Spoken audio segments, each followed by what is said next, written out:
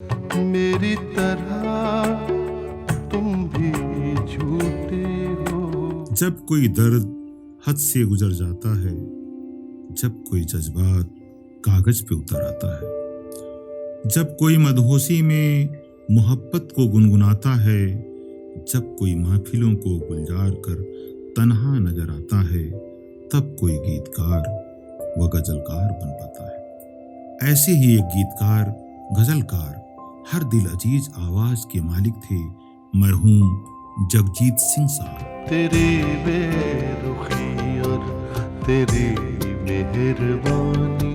जगजीत सिंह एक ऐसा नाम जो तमाम गमों को अपने दामन में समेटे खुशियों की महफिल सजाते रहे, घनघोर अंधेरों में डूबे चिराग बन के जगमगाते रहे और फिर भी मुस्कुराते रहे। तुम इतना जो मुस्कुरा रहे हो, क्या गम है जिसको छिपा रहे हो।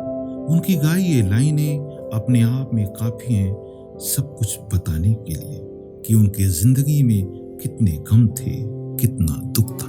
क्या गम है जिसको छुपा रहे हो।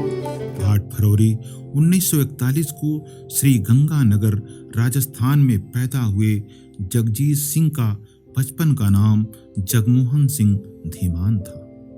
उनके 4 भाई और 2 बहनें थीं। जगजीत सिंह ने शुरुआती शिक्षा गंगानगर में हासिल करने के बाद ग्रेजुएशन की डिग्री डीएवी कॉलेज से हासिल की। उनके पिताजी उन्हें इंजीनियर बनाना चाहते थे, मगर उनका शौक गायन में था, इसीलिए वे क्लास में कम रियाजों में ज्यादा वक्त बिताते थे। इसीलिए कॉलेज के सभी सांस्कृतिक कार्यक्रमों में वे बढ़ चढ़कर भाग लेते रहे और कई पुरस्कार जीतते रहे।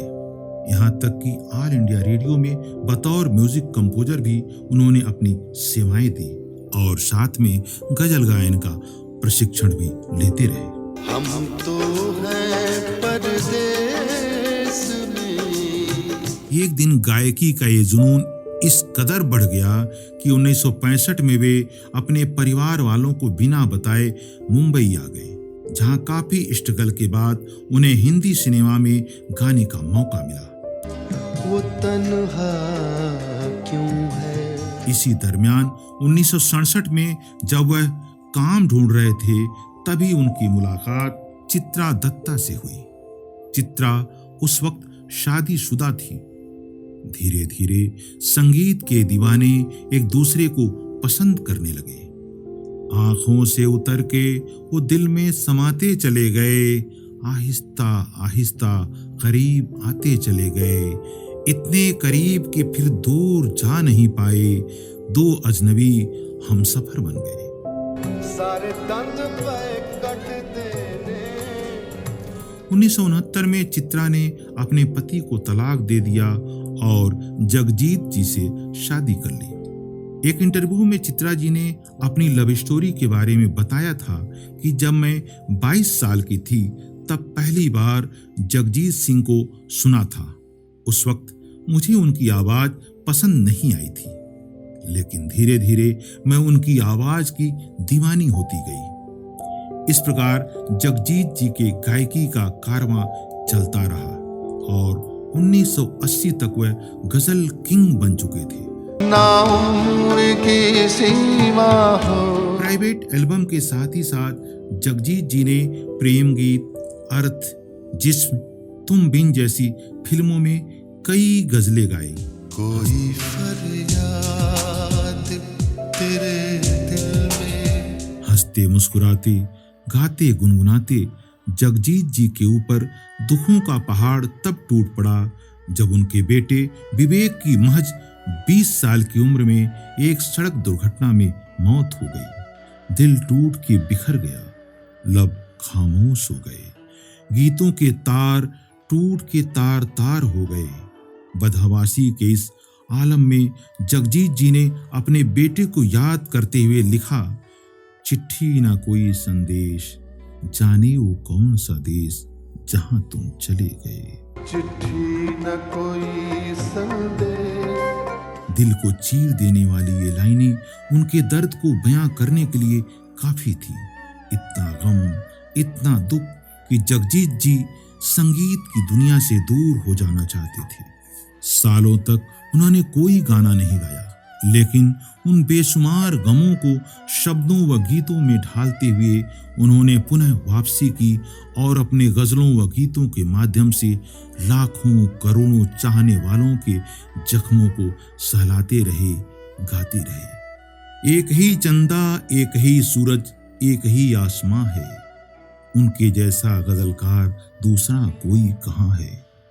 एक ही चंदा, एक ही सूरज, एक ही आसमां है, उनके जैसा गजलकार दूसरा कोई कहाँ है।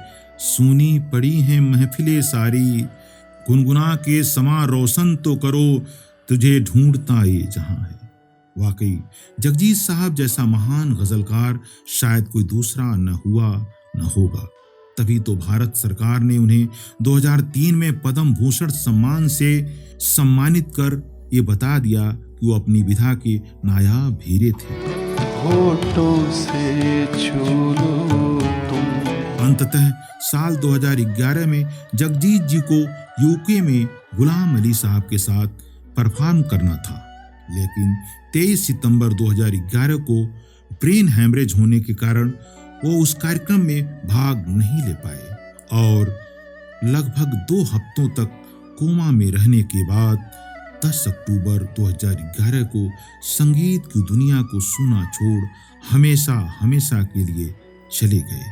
हो गए खामोश लब, सांसें अधूरी रह गई, जाते जाते जमाने से तेरी कहानी कह गई कि गमों को जीने व गाने वाला ही गजलकार होता है। कोई तो बात जरूर होगी ऐसे लोगों में, तभी तो जमाने को हमेशा उनका इंतजार होता है। जगजीत साहब को बहुत बहुत नमन है, वंदन है, धन्यवाद। ना उम्र की सीमा हो